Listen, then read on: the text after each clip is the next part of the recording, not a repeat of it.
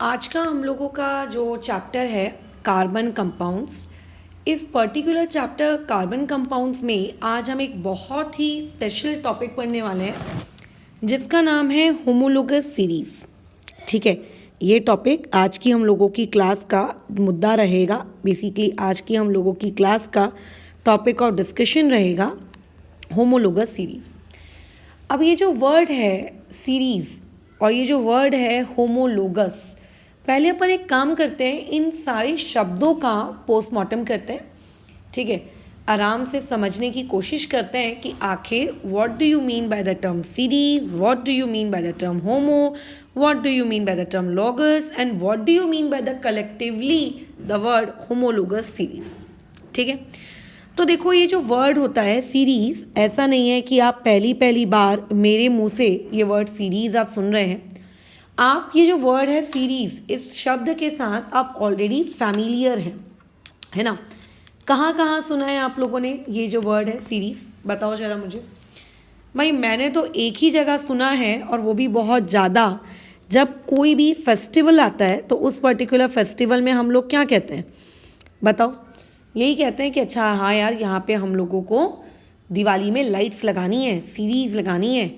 तो फेस्टिवल में जो हम लाइटिंग करते हैं, डोंट यू थिंक हमने वहाँ पे भी ये वर्ड यूज़ किया है सीरीज़।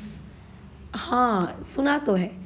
जब आप थोड़े बड़े हो जाओगे, 11th एंड 12th क्लास की जब मैथ्स पढ़ोगे, तो वहाँ पे एक वर्ड आएगा सीक्वेंस एंड सीरीज़। मतलब वहाँ पे एक अलग से एक चैप्टर होता है सीक्वेंस एंड सीरीज़, तो वहाँ पे भी हम लोग पढ़ते हैं, है ना।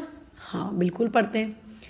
तो सीरीज़ का अगर मैं तुमसे मतलब पूछूं, तो बेसिकली सीरीज़ का मतलब सिंपल भाषा में एक ही होता है, और वो एक मतलब ये होता है कुछ चीज़ों का combination of similar type things, या फिर मैं ये कहूँ combination of something that are following some pattern.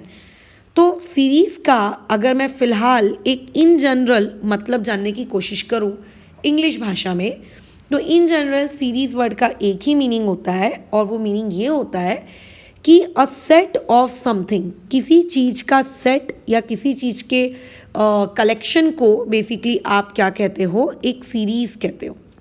अब वो कलेक्शन किसी चीज़ का भी हो सकता है। मैथ्स की बात कर रहे हो तो डेफिनेटली कलेक्शन नंबर्स का होगा। केमिस्ट्री की बात करेंगे तो हो सकता है कलेक्शन किसी और चीज़ का हो, और अगर फिज़िक्स की बात कर रहे हो तो कलेक्शन किसी और चीज़ का हो, बायोलॉजी की बात कर रहे हो तो कलेक्शन किसी और चीज़ का हो, है ना। या दिवाली के इसमें लगने वाले लाइटिंग की बात कर रहे हो तो वहाँ पे सीरीज़ का मतलब कलेक्शन ऑफ लाइटिंग होगा।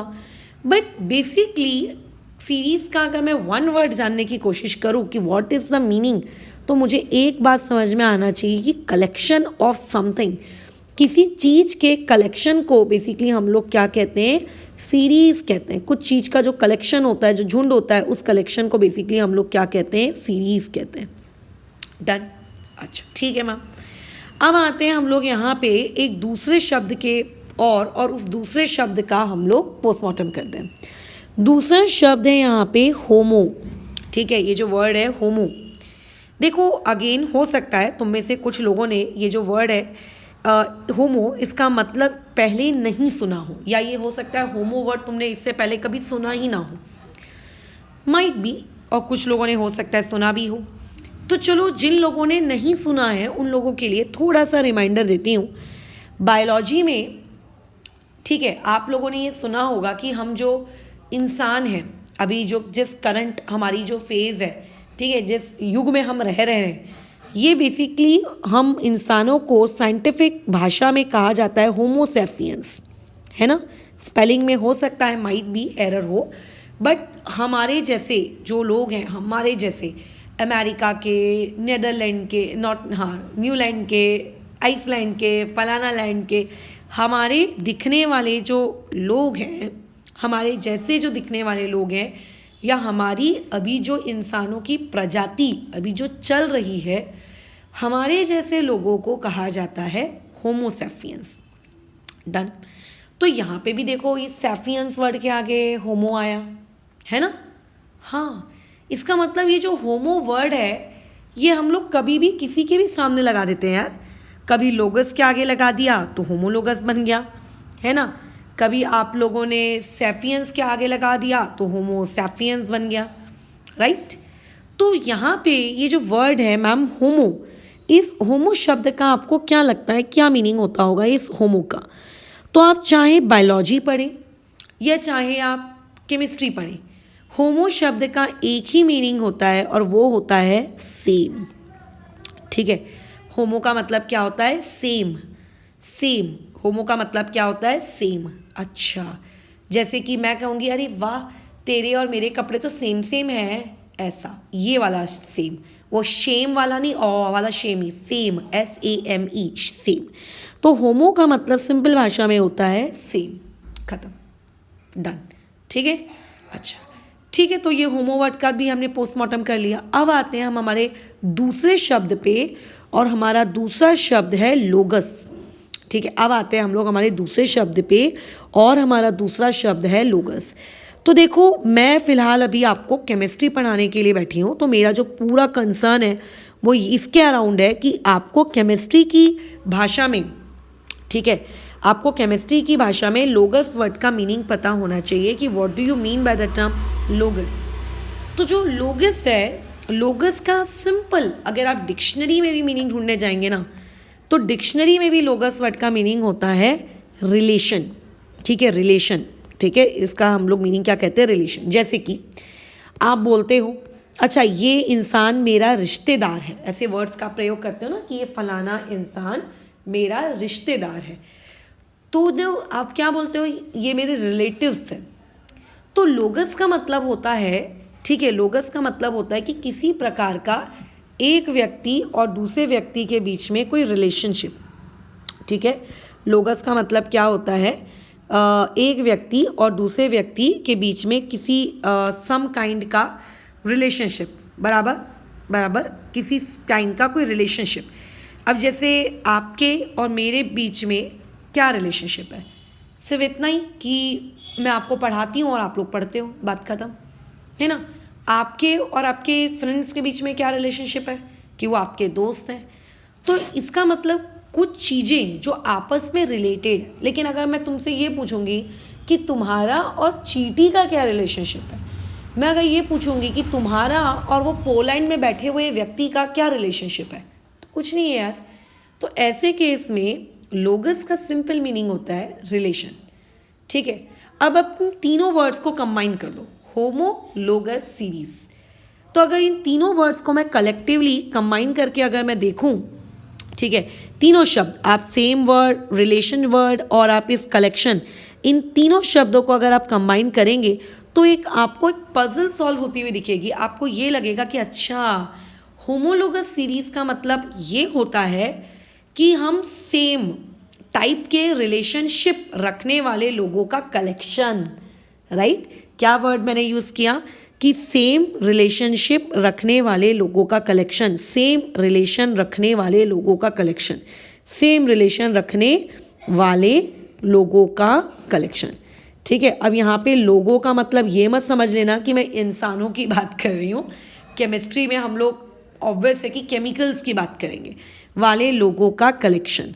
ठीक है, जब आप सेम रिलेशनशिप रखने वाले या मैं कहूँ सेम प्रॉपर्टी शो करने वाले लोगों का कलेक्शन करते हो तो आप उसे कहते हो कि अच्छा ये होमोलोगस सीरीज है।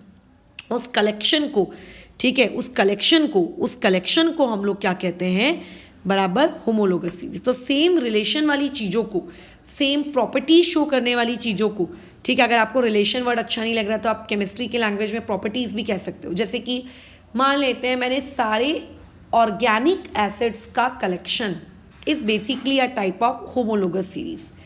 सारे के सारे क्या कहते हैं, मिनरल एसिड्स का collection, it is also a kind of homologous series. तो जो सेम टाइप के हों, जो सेम प्रॉपर्टी शो कर रहे हों, ऐसे लोगों का जो हम रिलेशनशिप, जो कलेक्शन हम करते हैं, ठीक है, बराबर बराबर उस कलेक्शन को होमोलोगस सीरीज कहते हैं। ठीक है, उस पर्टिकुलर कलेक्शन को हम लोग क्या कहते हैं? होमोलोगस सीरीज कहते हैं। कि अच्छा ठीक है, ये सेम कलेक्शन वाले लोगों को हम लोग क्या कहेंगे? होमोलोगस सीरीज कहेंगे। सेम कलेक्शन वाले लोगों को हम लोग क्या कहेंगे? होमोलोगस सीरीज कहेंगे। बात खत्म होती है तुरंत वहीं पर। ठीक है, दैट्स ऑल, डन, बस हो गई हमारी कहानी खत्म। तो इतना कोई हाई फंटुश नहीं करना है कि यार होमोलोगस सीरीज़ का मीनिंग समझते बैठ रहे हैं, ये होता है फलाना होता है। ऑब्वियस है कि आप जब पेपर में बैठोगे, आपको जब वहाँ पे अपने आंसर्स लिखने होंगे, थ्योरी आंसर्स, तो आपको इस तरीके से लिखने होंगे कि आपके टीचर आपको उसमें मार्क्स दे सके। तो ऑब्वियस अगर तुम वहाँ उस पेपर में ये लिख कर आओगे कि सेम रिएक्शन रखने वाले केमिकल्स को होमोलोगस सीरीज़ कहते हैं, तो काट के यार दुनिया का कोई भी टीचर फेंक देगा। बट द पॉइंट इज़ कि मार्क्स स्कोर करना एक अलग चीज़ होती है और टॉपिक को समझना एक अलग चीज़ होती है। दोनों को मिक्स मत करो।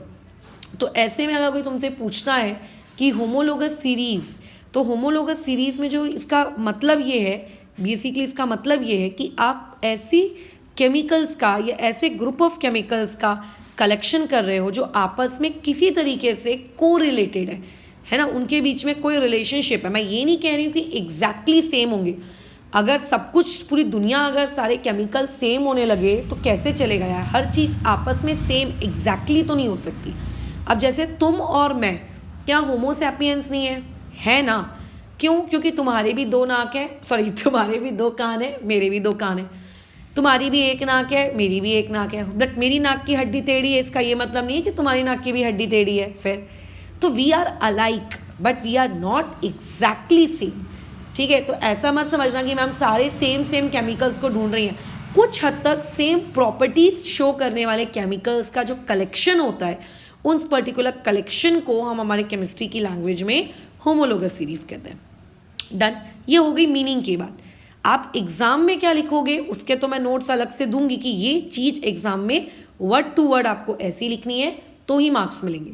अगर ऐसा लिख कर आओगे कि सेम रिलेशनशिप रखने वाले लोगों को होमोलोगस सीरीज कहते हैं तो अंडा मिलेगा, अंडा, वो नहीं करने का। डन, तो पहले तो हमने मीनिंग समझ लिया कि ओके होमोलोगस सीरीज क्या। अब देखो, अगर मैं तुम्हारे सिलेबस की बात करूँ तो तुम्हारे सिलेबस में होमोलोगस सीरीज का मीनिंग है जो कि मैं ऑलरेडी आपको समझा चुकी हूँ। आपके सिलेबस में होमोलोगस सीरीज के टाइप्स हैं जो अभी हम लोग कवर करेंगे। आपके सिलेबस में होमोलोगस सीरीज के अलग अलग कैरेक्टरिस्टिक्स हैं, या फिर मैं ये कहूँ कि अलग अलग प्रॉपर्टीज़ हैं कि होमोलोगस सीरीज़ ऐसी होती है, होमोलोगस सीरीज़ वैसी होती है, फलाना होती है, ये ऐसा करती है, वैसा करती है, ऐसे कैरेक्टरिस्टिक्स हैं आपके पास। तो ये टोटल हमको 3 चीज़ें हमारे सिलेबस में कवर करनी है। डन, चलो, तो मीनिंग तो क्लियर हो गया है, अब टाइप्स में मूव करते हैं। तो अगर मैं होमोलोगस सीरीज़ के टाइप्स के बारे में बात करूँ तो देखो, हमारे केमिस्ट्री में जब आप 11th स्टैंडर्ड में जाएंगे, IUPAC नॉमेनक्लेचर को आप बहुत डिटेल में पढ़ेंगे। कम से कम मैं बता दूं 20 प्रकार के फंक्शनल ग्रुप्स आप पढ़ेंगे। अब मैडम ये फंक्शनल ग्रुप क्या होता है, ये मैं सिखाऊंगी, सब कार्बन कंपाउंड्स के सिलेबस में है। सारी चीज़ें पूरी एक एक छोटा छोटा टॉपिक डिटेल में लिया जाएगा, बट कम से कम 20 प्रकार के फंक्शनल ग्रुप, मैं मिनिमम बता रही हूँ तुमको। ठीक है, 11th के IUPAC में 20 प्रकार के फंक्शनल ग्रुप्स होते हैं। ठीक है, और हर फंक्शनल ग्रुप के नियम होते हैं कि इसका नाम ऐसे लिखना है, उसका नाम वैसे लिखना है, तैसे लिखना है। बट अभी आप क्योंकि 10वीं कक्षा में है, तो 10वीं कक्षा में आपको मात्र 5 से 6 फंक्शनल ग्रुप्स होते हैं। ज़्यादा से ज़्यादा मान लेते हैं 10 होंगे, और 10 भी नहीं होते, मैं जानती हूँ। बाकी के जितने भी फंक्शनल ग्रुप और उनके नियम हैं वो सब आपको 11th स्टैंडर्ड में आते हैं। तो वो जितने भी मैंने आपको फंक्शनल ग्रुप बताए ना, हर फंक्शनल ग्रुप की होमोलोगस सीरीज बन सकती है। हर फंक्शनल ग्रुप की होमोलोगस सीरीज बन सकती है, हर फंक्शनल ग्रुप की। Please keep it in mind, her functional group की होमोलोगस सीरीज बन सकती है। तो इसका मतलब अगर फंक्शनल ग्रुप मान लेते हैं फ्यूचर में बढ़ गए, क्योंकि डिस्कवरीज होती रहती है ना, तो क्या होमोलोगस सीरीज भी मैम बढ़ती जाएगी? एग्जैक्टली कुछ नया डिस्कवरी, जैसे देखो कैसा होता है, हम बोलते हैं collection of flower is known as bouquet, collection of egg, नहीं एग का तो कलेक्शन नहीं होता है, खैर ऐसा होता है ना कि collection of flower is known as bouquet, collection of peoples are known as crowd या गैदरिंग, राइट। तो वैसे ही अगर आप अलग अलग चीज़ों को कलेक्ट करोगे तो उनका अलग अलग नाम होते जाएंगे। तो वैसे अगर मान लेते हैं फ्यूचर में कोई एक और फंक्शनल ग्रुप डिस्कवर हुआ तो उसकी जो सीरीज बनेगी वो एक और नई होमोलोगस सीरीज कहलाएगी। सो ऐसा कैटेगराइज कर देना कि होमोलोगस सीरीज सिर्फ 3 प्रकार की होती है, ये गलत है। आप फ्यूचर में जैसे जैसे फंक्शनल ग्रुप पढ़ेंगे होमोलोगस सीरीज के प्रकार वैसे वैसे बढ़ते जाएंगे। बट करेंटली 10th स्टैंडर्ड में हमको हमारे सिलेबस में 3 होमोलोगस सीरीज पर अपना पूरा का पूरा दिमाग कंसंट्रेट करना है। ठीक है, टोटल 3 होमोलोगस सीरीज हम लोग यहाँ पे पढ़ेंगे। डन। अच्छा ठीक है, पहली होमोलोगस सीरीज आप पढ़ने वाले हैं किसकी? अल्केन्स की। मतलब एक ऐसी होमोलोगस सीरीज जिसमें आपको क्या मिल रहा है? Alkane alkane alkane alkane alkane. ठीक है, आप एक ऐसी होमोलोगस सीरीज पढ़ेंगे जिसमें आपको क्या मिल रहा है? अल्कीन्स। मतलब जहाँ पे कार्बन और कार्बन के बीच में क्या होता है? Double bond. देखना कई बच्चे ना इस टॉपिक को मिसअंडरस्टूड कर लेते हैं कि डबल बॉन्ड आया म्हणजे तो अल्कीन, बट ऐसा नहीं होता। कार्बन एंड कार्बन के बीच का डबल बॉन्ड इज अल्कीन। किसी भी रैंडम चीज के बीच का double bond is not at all an alkene. ठीक है, अच्छा उसके बाद एक तीसरी कैटेगरी होती है जिसको हम लोग कहते हैं अल्काइंस, जिसमें कार्बन और कार्बन के बीच में क्या होता है? ट्रिपल बॉन्ड होता है। तो बेसिकली आप अपने 10वीं कक्षा में ये 3 प्रकार की होमोलोगस सीरीज पढ़ने वाले हैं। बात खत्म होती है। ठीक है, एकदम तेजी से बात खत्म। तो ये इसका ये कतई मतलब आप बिल्कुल ना समझे कि सिर्फ और सिर्फ मार्केट में या केमिस्ट्री की दुनिया में सिर्फ 3 ही प्रकार की होमोलोगस सीरीज होती हैं। आप फ्यूचर में जब बड़े होंगे, आप ऑर्गेनिक केमिस्ट्री में IUPAC नॉमेनक्लेचर पढ़ेंगे तो आपको वहाँ पे और भी होमोलोगस सीरीज मिलेगी। अलग अलग फंक्शनल ग्रुप्स का, अलग अलग फंक्शनल ग्रुप्स जो होते हैं ना, बहुत सारे होते हैं। उन सारे फंक्शनल ग्रुप्स में किसी भी एक फंक्शनल ग्रुप को आप चूज कर लो और उस फंक्शनल ग्रुप के बहुत सारे कंपाउंड्स बनाते जाओ। देखो कंपाउंड्स कोई फिक्स नहीं है कि मैडम इस फंक्शनल ग्रुप का सिर्फ एक ही कंपाउंड एग्जिस्ट कर सकता है। थोड़ा सा भी अगर अपन चेंज कर देना पोजीशन में फंक्शनल ग्रुप की या फिर उसके ओरिएंटेशन में, तो नया कंपाउंड बन जाता है। पता है, ये सारी चीज़ें आप 11th-12th में पढ़ेंगे। मैं अभी आपको पढ़ाकर बिल्कुल स्ट्रेस आउट नहीं कर रही हूँ, बट मैं बता रही हूँ कि आगे चीज़ें हैं। ऐसा नहीं कि अभी आप जो पढ़ रहे हैं बस उतना ही है, ऐसा नहीं है। आगे केमिस्ट्री बहुत है डिटेल में यार। ठीक है, तो ऐसे केस में जो होमोलोगस सीरीज़ है, ये जो होमोलोगस सीरीज़ है, अभी क्लास 10th में हम लोग हमारी होमोलोगस सीरीज़ को क्या पढ़ने वाले हैं? आप लोगों का 3 कैटेगरी के लोगों के बारे में पढ़ेंगे। अल्केन की होमोलोगस सीरीज, अल्कीन्स की, अल्काइंस की। बट फ्यूचर में आप पढ़ेंगे कि कार्बोक्सिलिक एसिड की होमोलोगस सीरीज, अल्कोहल्स की, अमाइंस की, ईस्टर्स की, अब बहुत पढ़ने वाले हैं। बट राइट नाउ हमारी स्टडी क्या रहेगी? Alkane, alkenes and alkynes. Done. ठीक है मैडम, चलो पढ़ना शुरू करते हैं। तो मैं कंपैरेटिव पढ़ाई करा रही हूँ, तो थोड़ा ध्यान से करना। पलक झपकी दुर्घटना घटी वाला सिचुएशन नहीं होना चाहिए। बात करते हैं अल्केन्स की, बात करते हैं अल्कीन्स की और बात करते हैं अल्काइंस की। ऑलरेडी मैंने आपको पहले ही सारी चीज़ें अपडेट की हुई हैं। ठीक है, लास्ट क्लास जो मैंने आपकी ली थी उसमें मैं आपको सारा बेसिक पढ़ा चुकी हूँ कि जो अल्केन्स होता है उसका एक जनरल फॉर्मूला है, जो अल्काइंस और अल्कीन्स होते हैं उनके भी एक जनरल फॉर्मूला है ना। जैसे अल्केन का जनरल फॉर्मूला क्या है? CnH2n+2। ठीक है, अल्कीन्स का जनरल फॉर्मूला क्या है? CnH2n। अल्काइंस का क्या है? CnH2n-2। क्या आपको ये याद आया? हाँ मैडम, बिल्कुल याद आ गया है। ठीक है, अब लेकिन मैडम ये फॉर्मूला कहाँ से आया? मैं वो फॉर्मूला बनाना भी सिखा दूंगी तुमको, तुम टेंशन मत लो। लेकिन फिलहाल अभी होमोलोगस सीरीज वाले टॉपिक को समझने के लिए मैं यहाँ पे जो चीज़ तुमको बता रही हूँ, पूरा फोकस तुम्हारा उस पर्टिकुलर चीज़ की तरफ होना चाहिए, ना कि वो फॉर्मूला कैसे आया। इसका छोड़ो, मैं अलग अलग डिफरेंट कंपाउंड्स का जब तुम्हें नॉमेनक्लेचर सिखाऊंगी ना, मैं सबके फॉर्मूले बनाना सिखाऊंगी। तुम खुद बना सकोगे फॉर्मूले। ठीक है, इसमें कोई बहुत बड़ी बात नहीं है, बेसिक मैथ्स से ही एकदम बेसिक मैथ्स है। बल्कि फ्यूचर में 11th-12th की मैथ्स में आई थिंक बाइनोमियल या कोई चैप्टर होता है जहाँ पे आपको इस तरीके से सोचना पड़ता है कि जो एक्सप्रेशन हमें दिया है इसका जनरल टर्म क्या होगा। खैर, मैथ्स को अभी साइड रखते हैं। तो अभी यहाँ पर मैं यहाँ पे ये लिख रही हूँ 1, यहाँ पे मैं लिख रही हूँ 2, यहाँ पे मैं लिख रही हूँ 3, यहाँ मैं लिख रही हूँ 4, यहाँ मैं लिख रही हूँ 5। बस मैं 5 तक की काउंटिंग कर रही हूँ। मतलब मैडम 5 मतलब कुछ समझा नहीं। यहाँ पे 5 मतलब क्या? 5 मतलब नंबर ऑफ कार्बन्स। ठीक है, नंबर ऑफ कार्बन्स। 5 मतलब यहाँ पे नंबर ऑफ कार्बन्स। ठीक है, क्यों मैम 5 तक ही क्यों? अरे यार, क्या मेरे से दिन भर तुम यही काम करवाओगे क्या? 6, 7, 8, 9, 10, 11, 12 नंबर्स तो इनफाइनाइट होते हैं। तो क्या इनफाइनाइटली मैं काम करती रहूँगी क्या कंप्यूटर और रोबोट के जैसे? हमें सिर्फ टॉपिक समझना है ना, तो टॉपिक को समझने के लिए 5 कार्बन के साथ पढ़ाई करना सफिशिएंट है, दैट्स ऑल। ठीक है, अब मैं तुमसे कह रही हूँ एक ऐसा अल्केन बनाओ जिसके पास मात्र एक कार्बन है, जिसके पास मात्र एक कार्बन है। तो तुम गए अल्केन के जनरल फॉर्मूले में n की जगह 1 पुट कर दिया। नंबर ऑफ कार्बन का मतलब होता है बेसिकली n, ठीक है, नंबर ऑफ कार्बन का मतलब होता है n।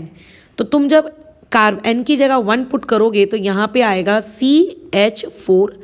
मैं ऐसी उम्मीद करती हूँ कि बेसिक मैथ्स आपको आती है कि अगर कल को 2 1 + 2 ऐसा सॉल्व करने को बोला जाए तो आपको पता होना चाहिए कि वहाँ 4 कैसे आया। अगर कार्बन की जगह मैं लेट से 2 डाल दूँ तो यहाँ आ जाएगा C2H6 बराबर, देखो ना इस n की जगह मैं 2 डाल रही हूँ तो 2 × 2 + 2 तो 2 2 जा कितना हो गया 4, 4 + 2 = बोलो कितना 6। ठीक है, ये इसी तरीके से मैं एक एक करके वैल्यूज पुट कर रही हूँ, कहाँ तक 5 कार्बन तक। ठीक है, जब मैंने n की वैल्यू 3 डाली तो ये हो जाएगा C3H आपका 8। जब मैंने n की वैल्यू 4 डाली ये हो जाएगा C4H की वैल्यू बोलो कितनी 10। जब मैं n की वैल्यू 5 डालूंगी तो ये हो जाएगा C5H कितना 12। ऐसे करते करते मैंने 5 कार्बन तक जो अल्केन्स है मैंने उनके फॉर्मूले बना लिए। कल को पेपर में भी आ सकता है 1 मार्क के लिए क्वेश्चन कि बताइए 7 कार्बन वाले अल्केन का फॉर्मूला क्या होगा। तो ऐसे केस में आपको बस इस जनरल फॉर्मूले में n की जगह 7 डालना है, बेसिक मैथमेटिक्स करनी है, फॉर्मूला आपके पास हाजिर। ठीक है ना, ओके। अब उसके बाद अब हम अल्कीन्स की तरफ मूव करते हैं। अब अल्कीन्स में आप n की जगह 1 डालिए, कितना हो जाएगा? आप गलती से भी मत डाल देना, गलती से भी मत डालना। जब मैं बोलती हूँ ना कि अल्कीन्स के लिए कार्बन की जगह 1 डालो, बच्चे डाल देते हैं, अल्कीन्स में भी डाल देते हैं, अल्काइंस में भी डाल देते हैं। तो मैं तुम्हें लास्ट क्लास में जब मैंने तुम्हें हाइड्रोकार्बन पढ़ाया था तभी मैं तुमको बता चुकी हूँ कि अल्कीन्स और अल्काइंस एक कार्बन वाला पॉसिबल ही नहीं होता। क्यों पॉसिबल नहीं होता मैडम? क्योंकि एक कार्बन वाला अल्कीन और एक कार्बन वाला अल्काइन इसीलिए पॉसिबल नहीं है बिकॉज अल्कीन या अल्काइन का मतलब होता है एक ऐसा कंपाउंड जिसमें एटलीस्ट 2 कार्बन के बीच में डबल बॉन्ड हो या ट्रिपल बॉन्ड हो। और वो डबल बॉन्ड और ट्रिपल बॉन्ड अकेला कार्बन तो नहीं हो सकता, क्योंकि डबल बॉन्ड या ट्रिपल बॉन्ड एग्जिस्ट करता है कार्बन्स के बीच में। तो कार्बन्स के बीच में एग्जिस्ट करने के लिए मिनिमम 2 कार्बन तो होने चाहिए, तभी तो एग्जिस्ट करेगा, मिनिमम 2। फिर तो यानी कि एक कार्बन वाली अल्कीन या एक कार्बन वाली अल्काइन अस्तित्व में नहीं है, बिल्कुल भी नहीं है। गलती से भी स्मॉलेस्ट अल्कीन या स्मॉलेस्ट अल्काइन की जगह पर आप गलती से भी n की वैल्यू 1 मत पुट करिएगा। आपकी पहली अल्कीन जो है वो कार्बन नंबर 2 से शुरू होती है, C2H4। जो आपकी पहली अल्काइन है वो कार्बन नंबर 2 से शुरू होती है, C2H2 ऐसे। ठीक है, तो यहाँ से बल्कि देखो हम लोगों को एक बहुत ही इम्पॉर्टेंट ज्ञान प्राप्त हुआ कि CH4 जो है ये बेसिकली आप लोगों का सबसे छोटा अल्केन है। ठीक है, इससे छोटा अल्केन पॉसिबल नहीं है। और यहाँ से हमको ये ज्ञान प्राप्त हुआ कि ये जो दोनों है C2H4 एंड C2H2 ये बेसिकली आप लोगों के क्या हैं, स्मॉलेस्ट अल्केन्स या फिर ये स्मॉलेस्ट अल्कीन है। ठीक है, स्मॉलेस्ट अल्कीन एंड अल्काइन। तो गलती से भी स्मॉलेस्ट अल्कीन या स्मॉलेस्ट अल्काइन में एक कार्बन वाली चीज़ पुट बिल्कुल भी मत कर देना। ठीक है, ध्यान रखना। खैर अभी फॉर्मूले में पुट करते जाओ, 3 कार्बन 4 कार्बन 5 कार्बन के लिए निकालते जाओ। तो ये हो जाएगा C3H6, ये हो जाएगा C4H8, ये हो जाएगा C5H10। डन। अल्काइंस में अगर आप पुट करोगे तो ये हो जाएगा आप लोगों का C3H कितना, एक भगवान किसने किसकी गाड़ी को पकड़ लिया।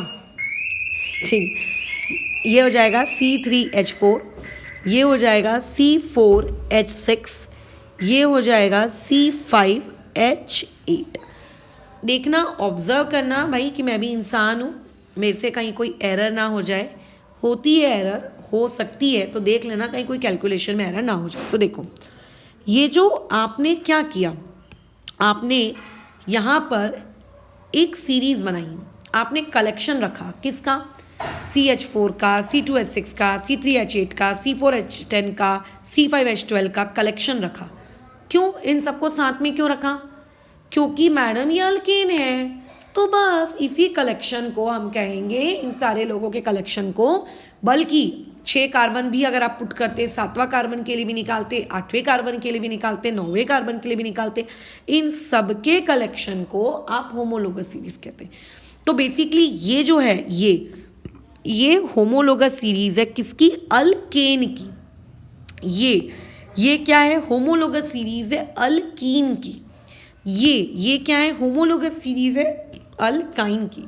सो कलेक्शन ऑफ सिमिलर टाइप, ठीक है, सिमिलर, मैंने वर्ड बोला similar type, is known as homologous series. Similar, मैं ये नहीं कह रही हूं कि ये वाला CH4 और ये वाला C2H6 क्योंकि होमोलोगस सीरीज हैं तो ये दोनों सेम टू सेम होंगे, मैं ये नहीं कह रही हूं, मैं ये बिल्कुल नहीं कह रही हूं।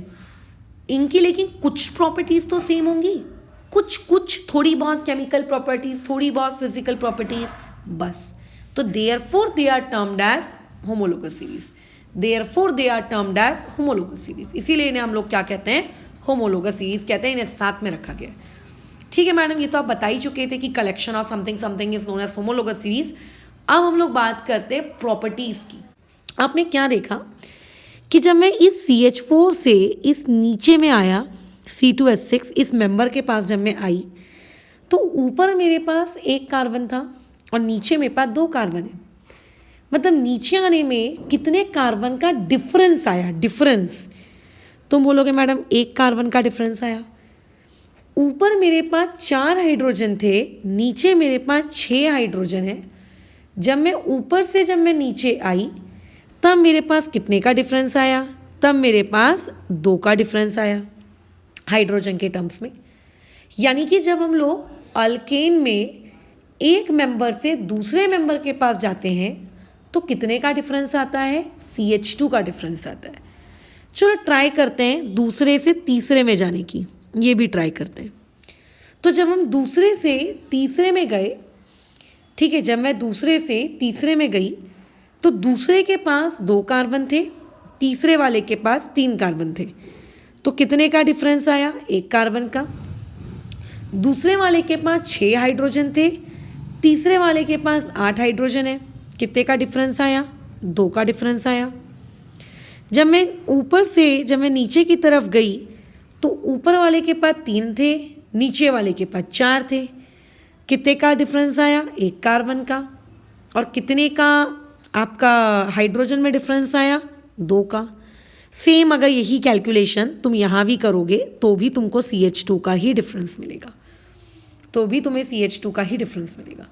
तो इससे ये समझ में आता है कि अल्केन वाली होमोलोगस सीरीज में, ध्यान रखना, अल्केन वाली होमोलोगस सीरीज में जब हम नेक्स्ट मेंबर मतलब कॉन्सिक्यूटिव मेंबर्स के पास अगर जाते हैं तो पुराने कॉन्सिक्यूटिव मेंबर और नए कॉन्सिक्यूटिव मेंबर के बीच में CH2 का डिफरेंस होता है, CH2 की यूनिट का। तुम्हें लगेगा कि ये सिर्फ अल्केन के लिए वैलिड है कि बाकी सभी के लिए वैलिड है, तो आप चेक कर लो अल्कीन्स में जाकर।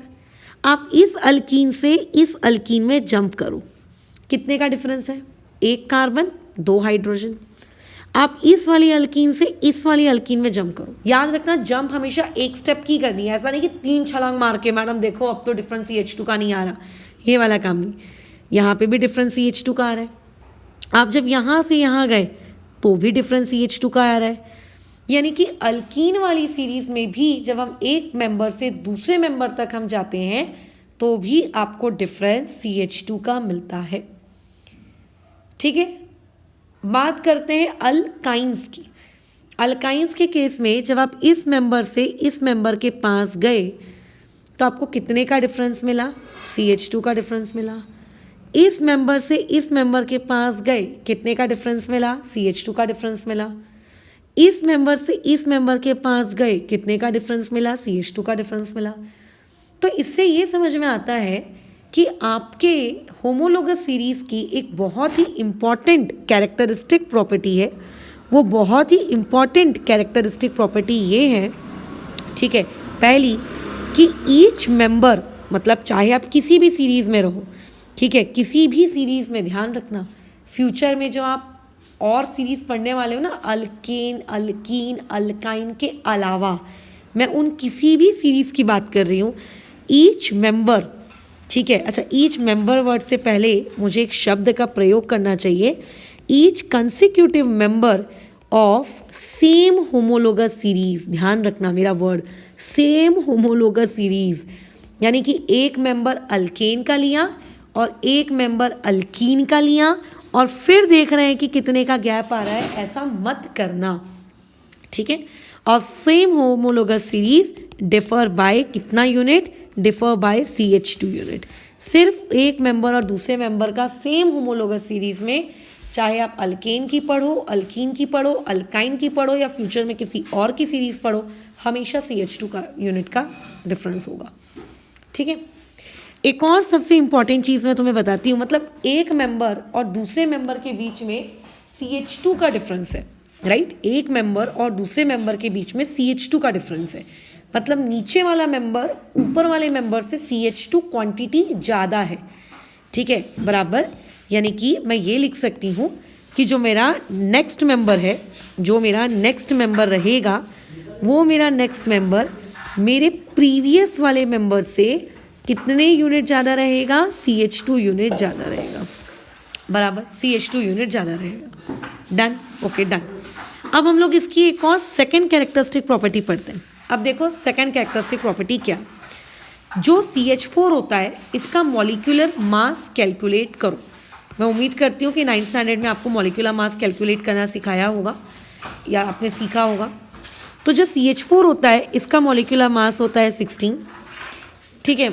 कैलकुलेट करते आना चाहिए, ध्यान रखना, अगर नहीं आता है तो सीखो।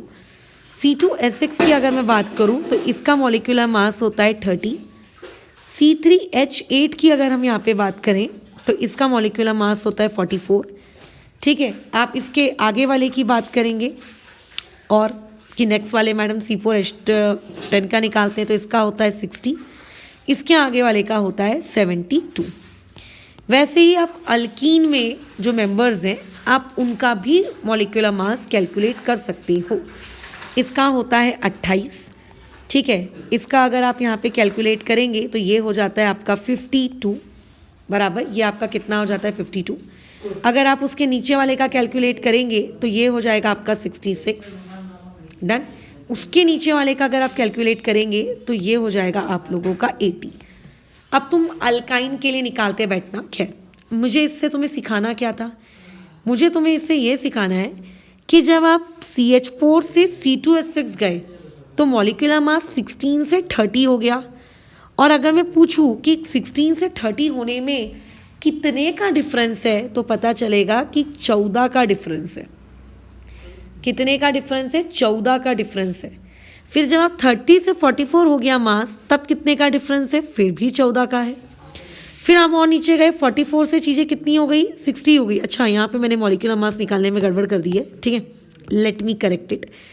अच्छा, कितना हो जाएगा यहाँ पे आपका, ये हो जाना है 8 और यहाँ पे 58, डन। अच्छा, यहाँ पे आ जाना है चीज़ों को 72, ठीक है।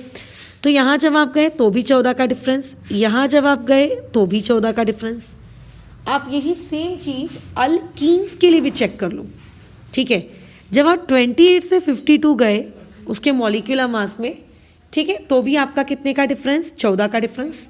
जब आप 52 से 66 जा रहे हैं, ठीक है, तो भी कितने का डिफरेंस, 14 का डिफरेंस।